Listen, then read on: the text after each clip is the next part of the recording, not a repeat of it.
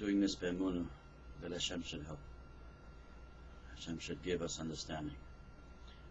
This is number 3. And again, I want to speak just to the Bnei Torah, because you could tell that I know a little bit Chazal, and I want to learn weiter, and especially related to this inyan. Of course, you can't exactly go to yeshiva and learn this inyan, I don't think that they don't really have the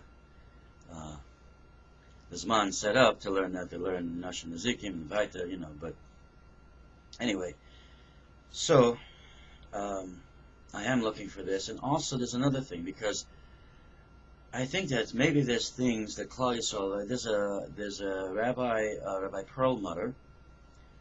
He has about 10 segments on YouTube also, and he spoke about how his Rebbie told him quietly, and just very quietly, that Yeshua is Moshiach. And this was, I don't know how many years it was. I think the Rav passed away already. And so it's just interesting, because maybe there's things that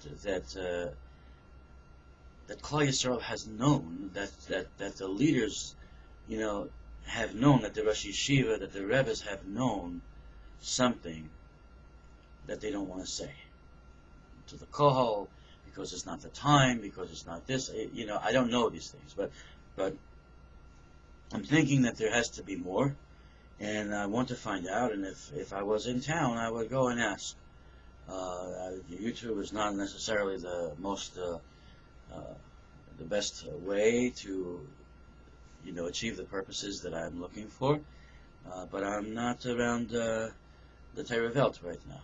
And Hashem has me where He has me, and I'm being mispalel all the time that Hashem will allow me to leave my secular job. I have a secular job, and I'm asking that Hashem should allow me to leave, and should show me how He's going to give me parnasa and be'emunah, and that I could maybe be free to go to the Yiddish Kehila again, and find out and speak to my chaverim, and speak to the Rosh Yeshiva and so on, and try to find out and learn more and see what's going on, because I heard that in Eretz Yisroel there are some Yechidim who have come to Emunah in Yeshua Moshiach, and of course they're not announcing it, and they want to still be part of the Kehila, and it's just that they have a different way of looking at the mitzvos, because in the past, I don't know, I'm not exactly sure even what the chiluk is, because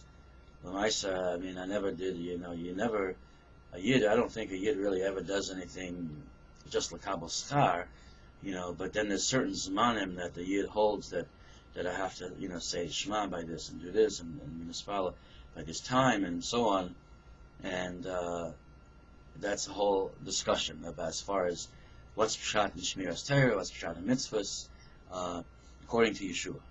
And so that's another topic, but I want to find out also in the Kehila, maybe there's secrets, there's things, and why am I saying, that I should find out the secret?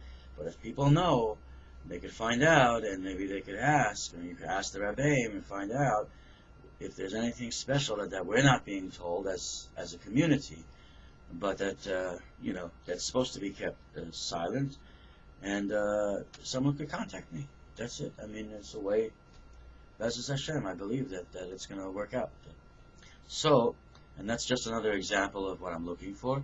And also, if there happens to be those who are still looking at this point that are not familiar with all these terms and Hebrew words that I'm throwing around, and what's the Bnei Torah? I'm talking to the Olam HaTorah. What is that?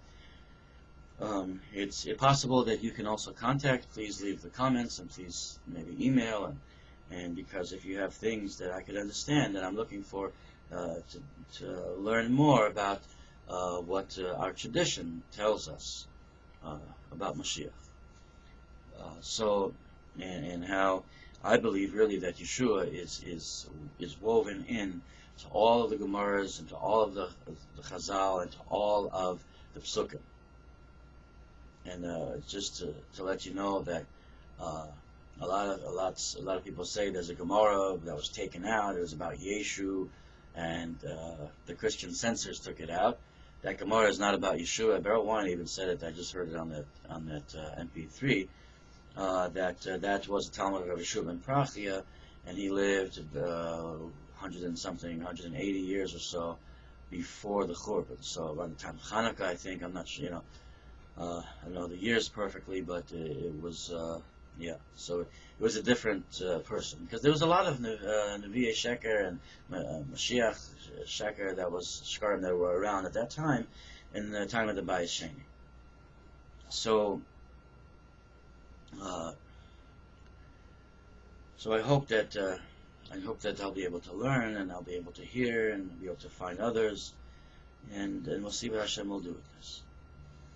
Now, as far as I just mentioned the second bias, there's a lot to talk about with all of this.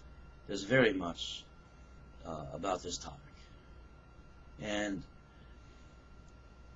I'm speaking really. You can see that I don't have the exact order, but I'm trying to keep to a general framework, a general idea of what to present.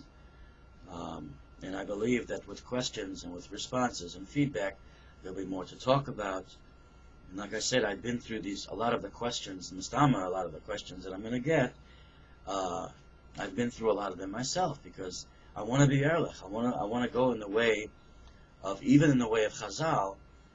And I think that if you find, for example, when the Bnai Ish Chai learned Chazal, he saw things in it that were just mamash, beautiful, and it was not necessarily related to how we express them and explain them and see them up pashtus. He saw the remez and the drush and the side and the beautiful things, a few of them that I've seen, and there's a lot more that's just so fest and so beautiful, and so even these things would help. But I'm saying that there is a deeper understanding, even to the Chazal, even to the Dvar Halacha, which is do this and do this like this and do that like that and so on. But there's even deeper things to all of the Mishnayos and all of the Gemorahs, and there's deeper ramazim to what they're really saying, besides just the Pasha Halacha of do this, or a minhag of why am I doing this, and so on and so forth. So I believe that we can find this, and that it's there. So we'll end this segment, and we have to do it according to what they say. You have to do it in 10-minute segments. You can't do it in more. I tried recording 2 hours yesterday, but I found out that it wasn't exactly working. So I have to do it in smaller parts, and there's Hashem should have Rahmanas and show us the right way, and make it easy. There shouldn't be. I'm not trying to make Bahala. I'm not trying to make a whole shrine, a whole thing. What's going on? I just want to arrive at the Yemis, and like I said, a few times already, I think. But it's really amazing that somebody can look into it like I have, and go through the Marach, go through, and of course read all the books that are what they call the New Testament, what they call the Bris HaChadasha. I don't know what to call it. That's another thing. That's another topic. There's so many topics to talk about with this. But so I read all of this, and I have a deeper understanding, because there's two ways to read. You could read and say, oh, the words say this, and the words say this, and so on.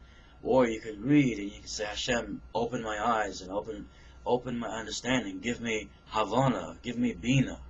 Give me Bina.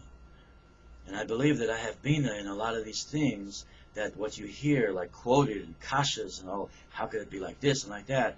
A lot of that's without Bina, or some of it is based on, like I said, the wrong approach to Yeshua. So I believe that there's a lot of potential. Hopefully we can find it. And shkach.